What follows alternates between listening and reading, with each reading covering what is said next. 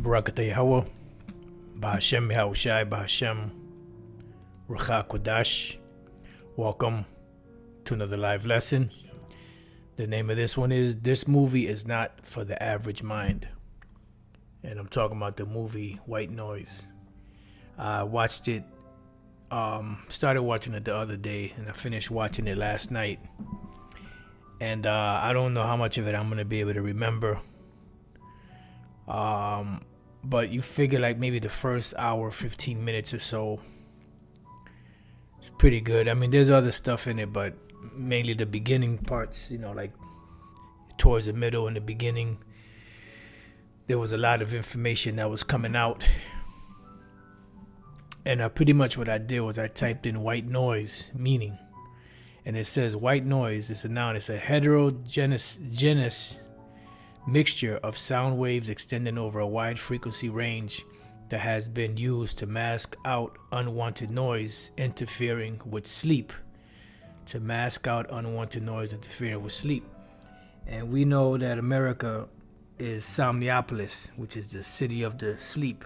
The city of those that are that are asleep. So pretty much this because hetero is other. So heterogeneous, right, is diverse in character or content. And pretty much what it is just a way of distracting,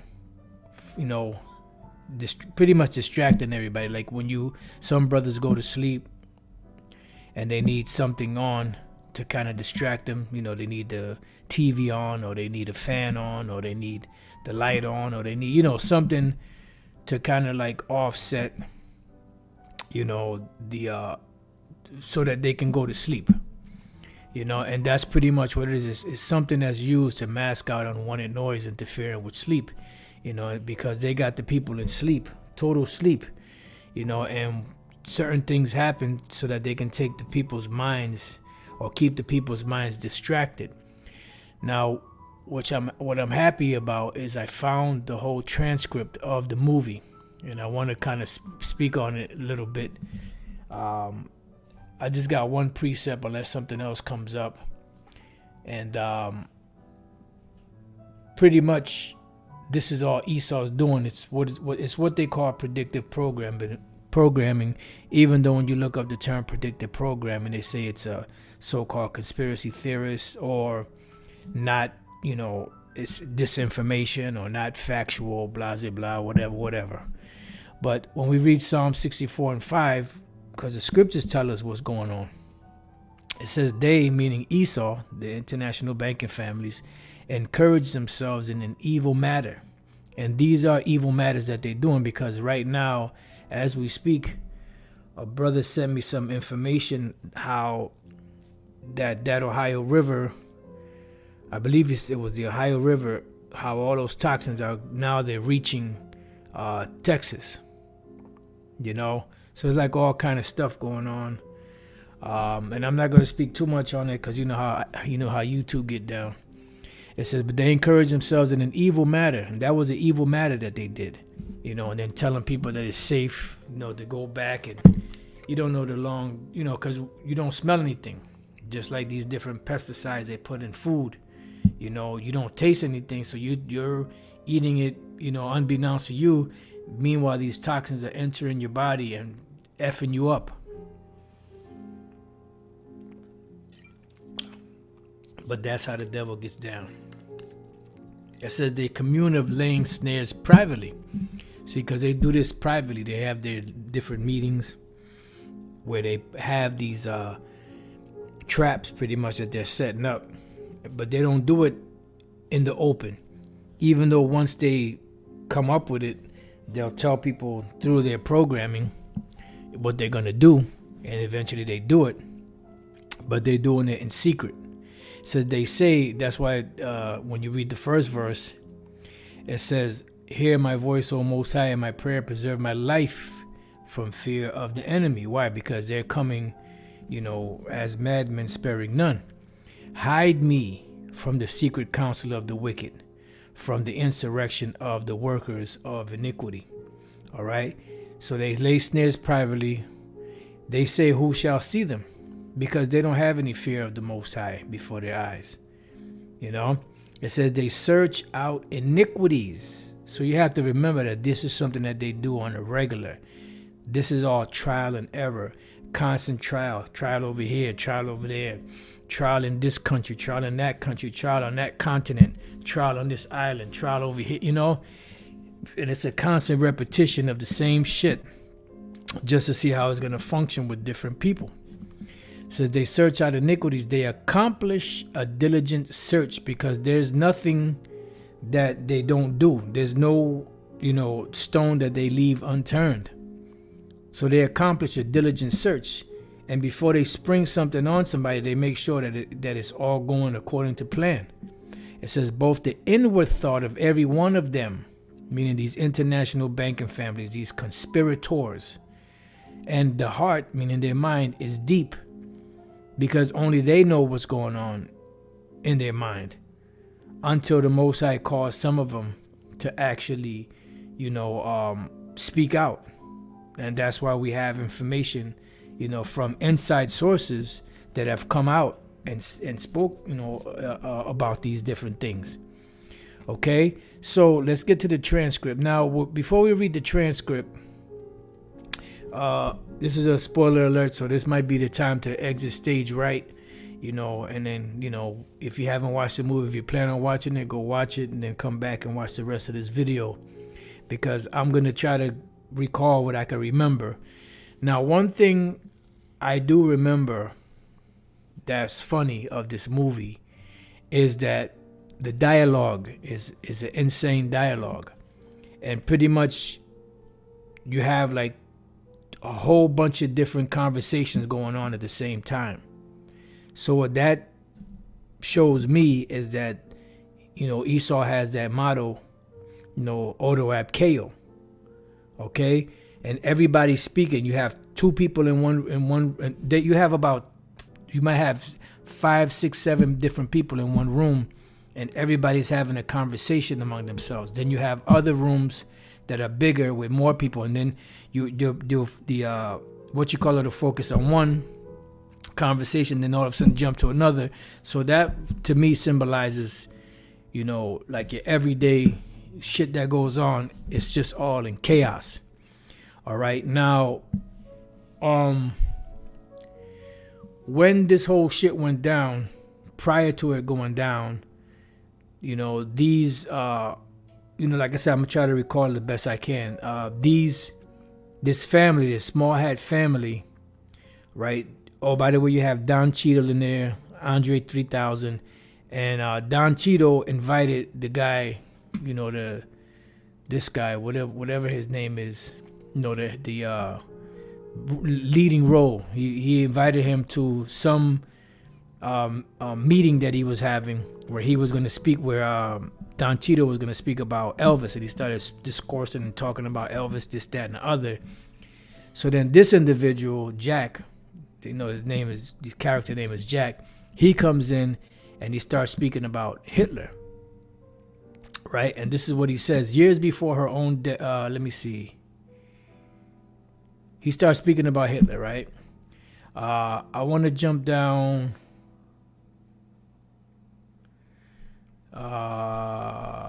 Just bear with me right quick.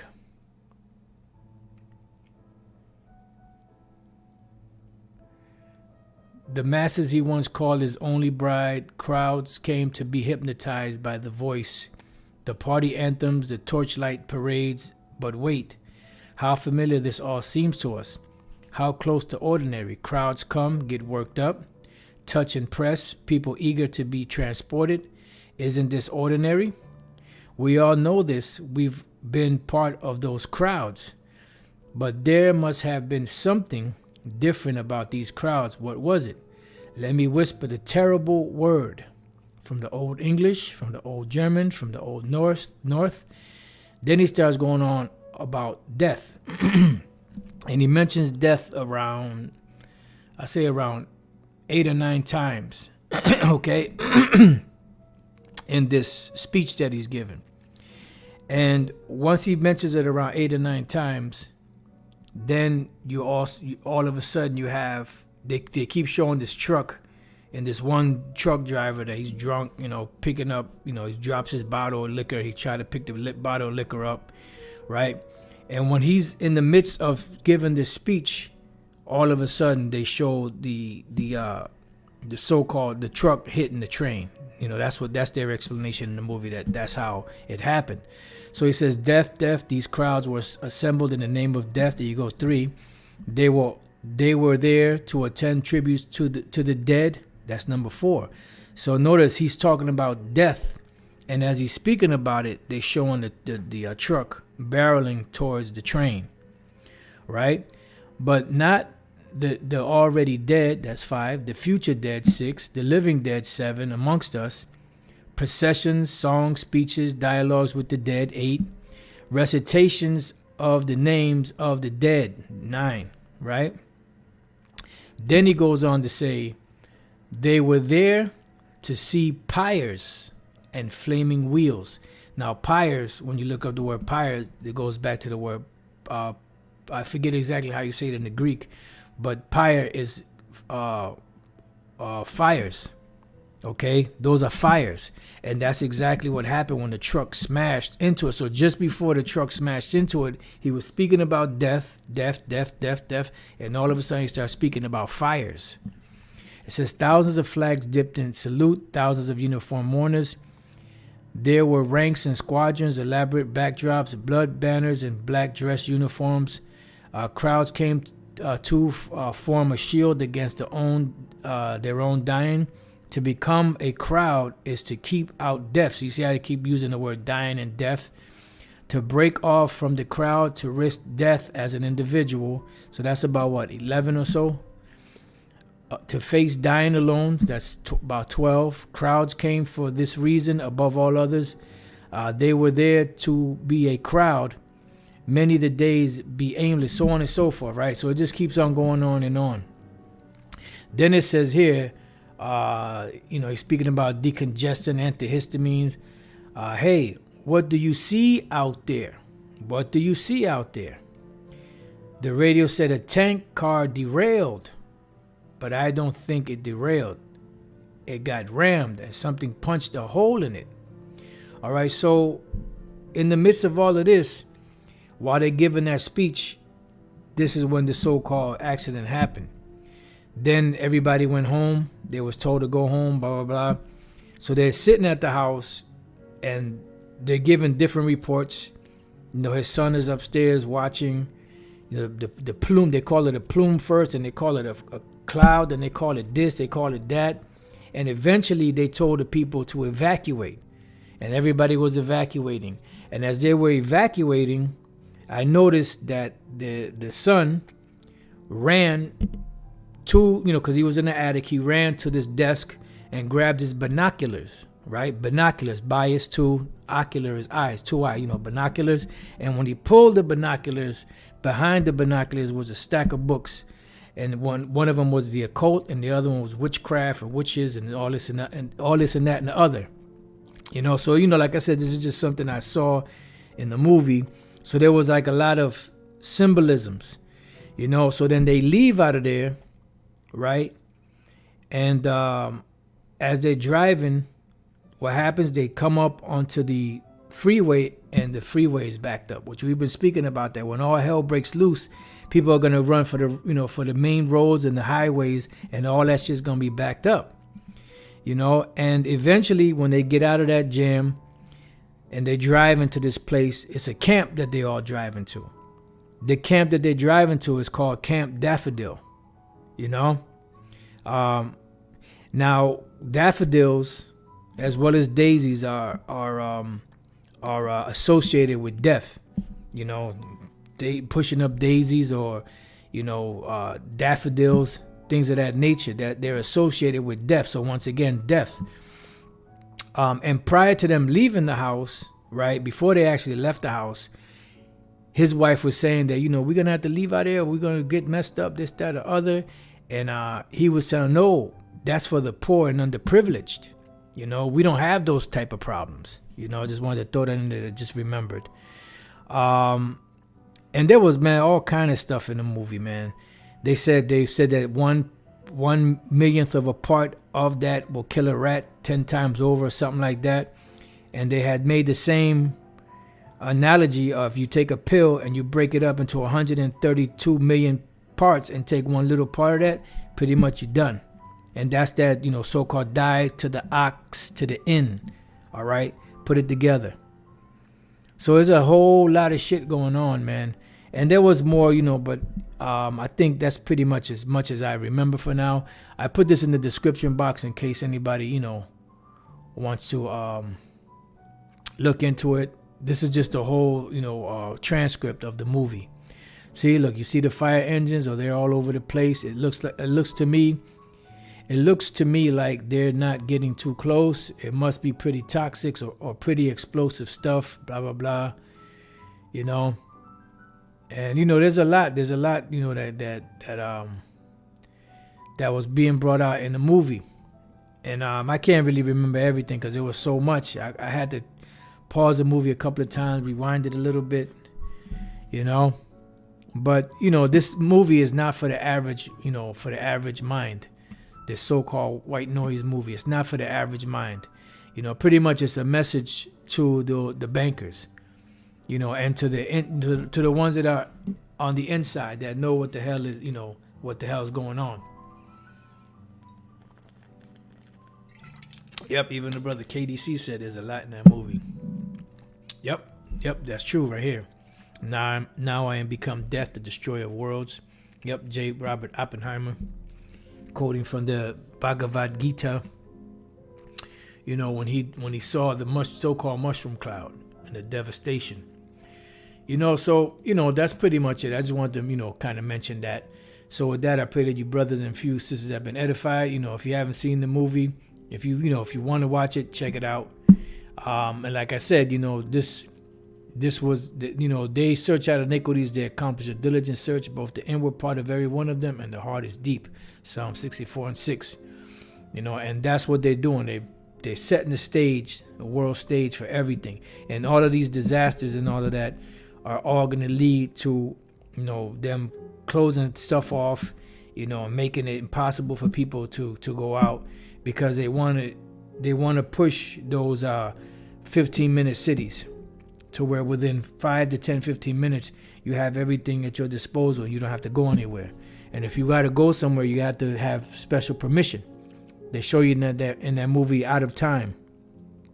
The movie Out of Time. Is it Out of Time? No, it's not Out of Time. It's another one with that dude that played a young Anakin, a young Darth Vader. He played in a movie, not the Star Wars movie, but another movie where, was it him? No, it was Out of Time. It was Out of Time, and it was Justin Timberlake. Where if you wanted to go to different zones, you had to pay with time.